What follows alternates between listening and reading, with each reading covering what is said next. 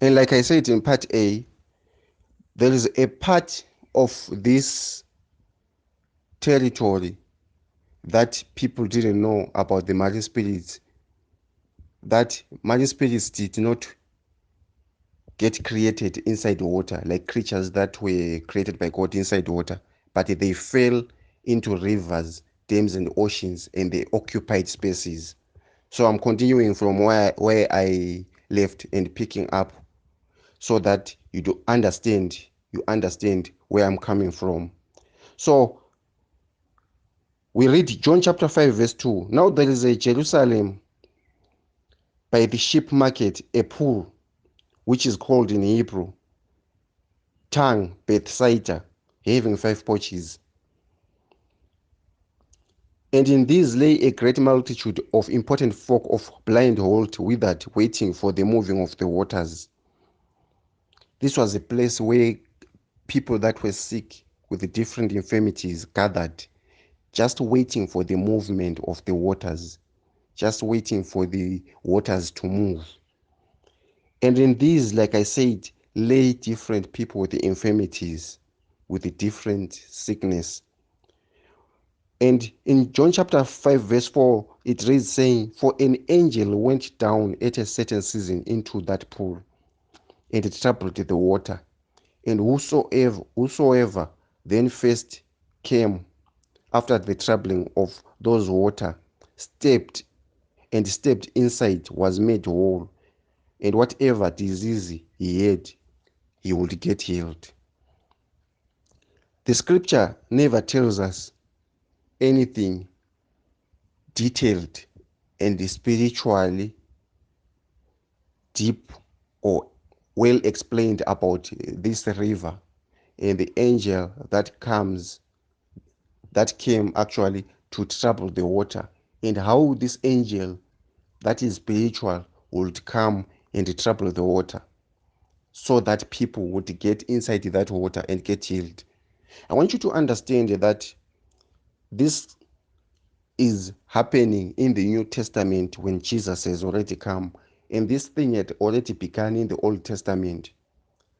The scripture doesn't tell us who was behind the that dam, that pool, who had ordained its functions spiritual, how it started for people to just gather around that pool, and what kind of an angel would come and trouble the water, and how would an angel that is spiritual come and trouble the water. And the scripture does not also emphasize to us why God would have sent Jesus and sent many other prophets, and even sent Jesus to even choose 12 disciples that would assist him with the burden of doing the Lord's work, and then allow a river to offer people healing. I want you to understand that the angel that was at the pool of Bethsaida was not just an angel. It was not just an ordinary angel.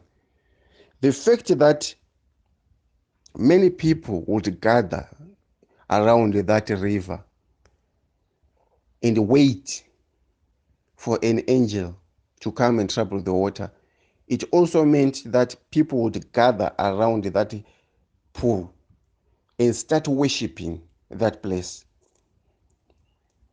And to me, I don't want to beat about the bush and lie to you. This was not the work of God. This place had become very sacred, and this place had become a worship environment that was not ordained by God.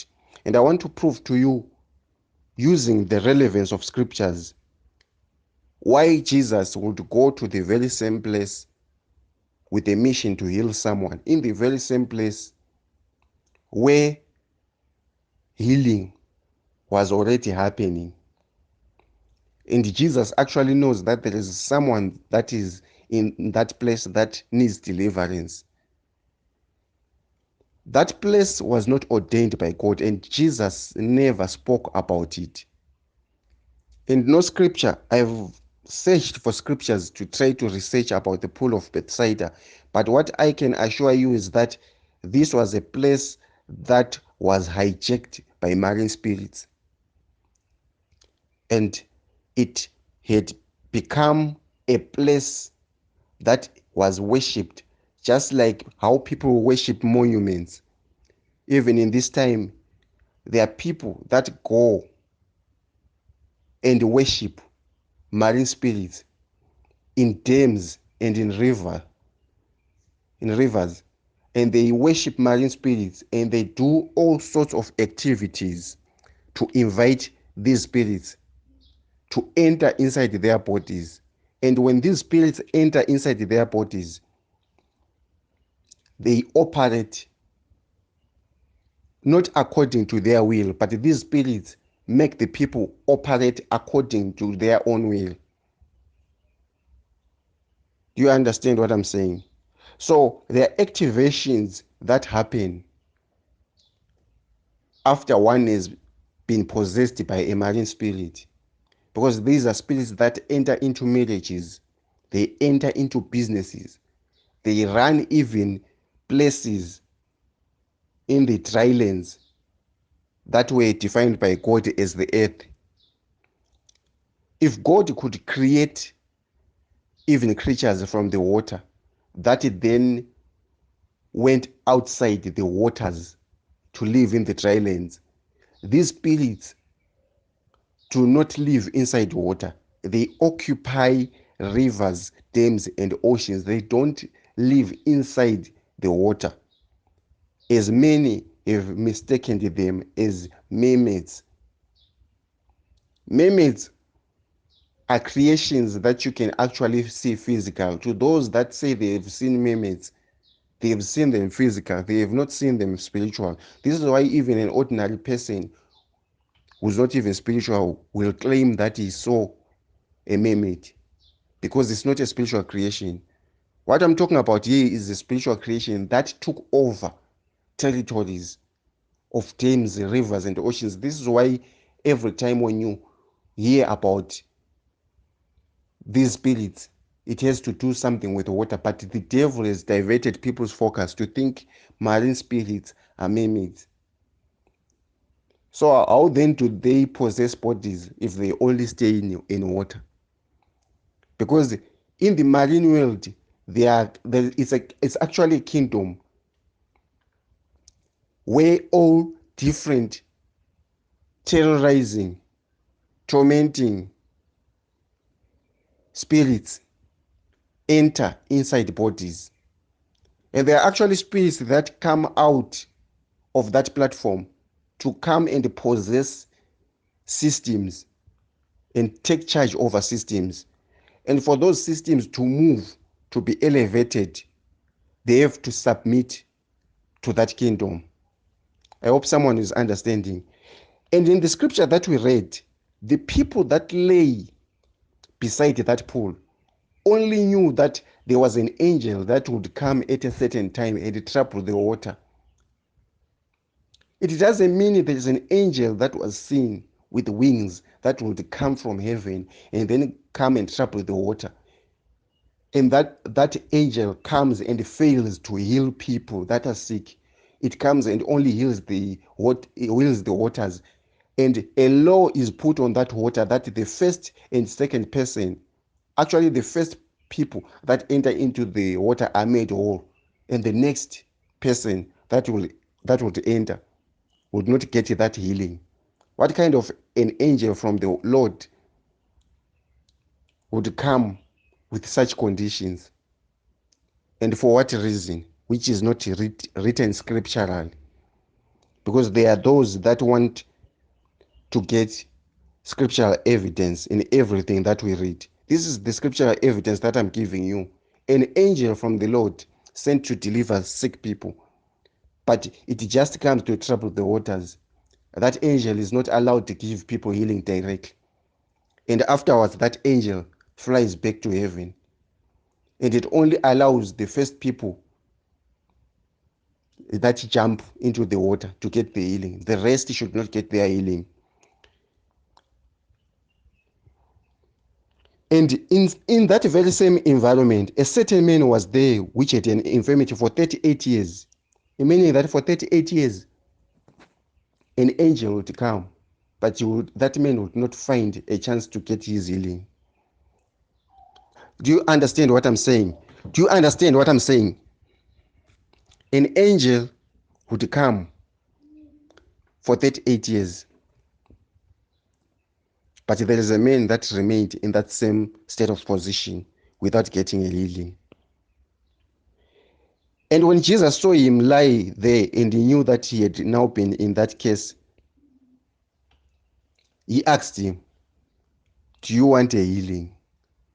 The reason why Jesus is asking this man if he needs a healing is because he knows this man's healing has been withheld by certain demons for a very long time.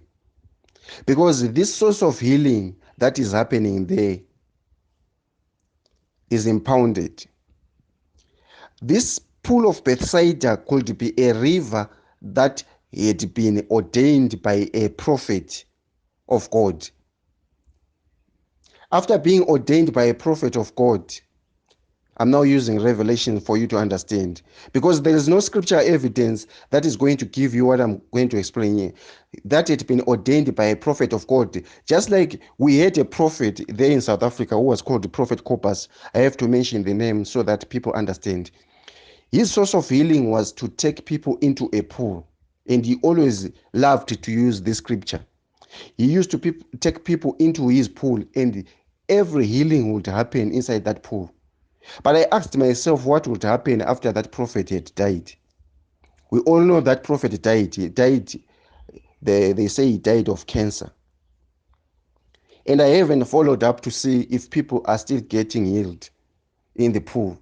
Because there are two powers. It's either it's the prophet that is healing people, or it's the pool that is healing those people. And in this case, people were still religiously believing that the pool of Bethsaida is the one that heals. And not everyone got healed there. Why? Because there's still a man that Jesus went and healed in that environment. And this is the man that I'm talking about that was there for 38 years in a pool that had been hijacked by marine spirits.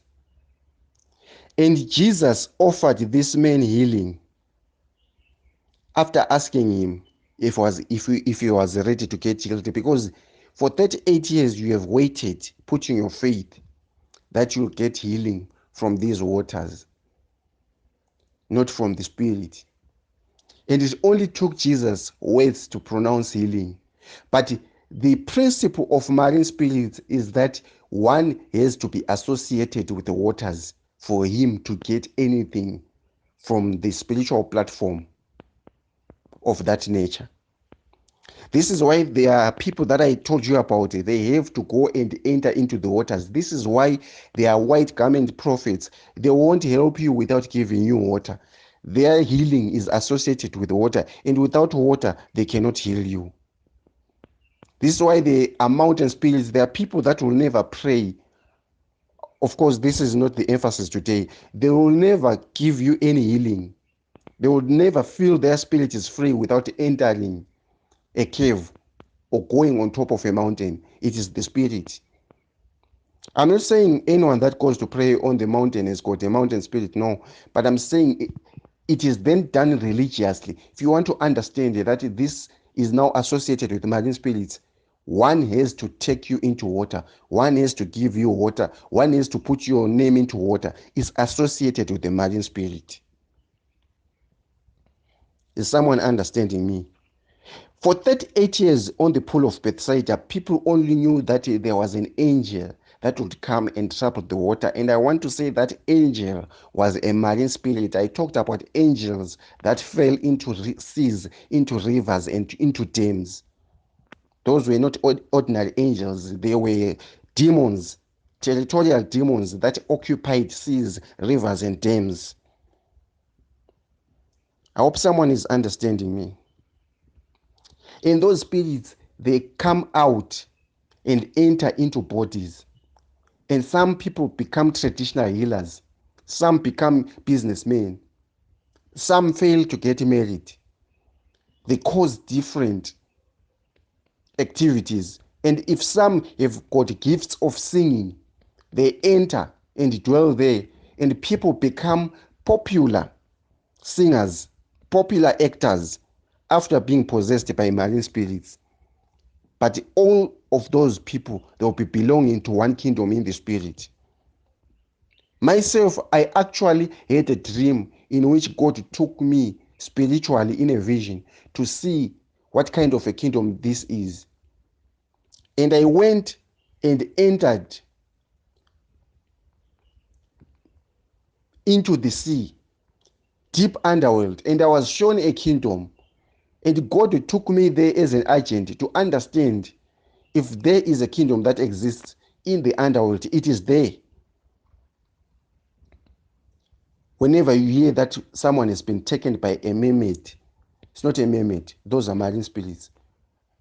There is a kingdom, but it's a spiritual kingdom that exists.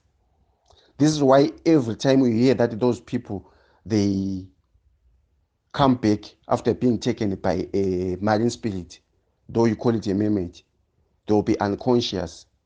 Then they regain their consciousness. Then they start doing spiritual activities as traditional healers or any other supernatural, superstitious activity. But the fact is that they would have been possessed by a spirit, initiated into their bodies, because there is a kingdom there in the underworld that consists of all categories of ranks in the spirit, from kings, queens, princes, and princesses that reside in the underworld,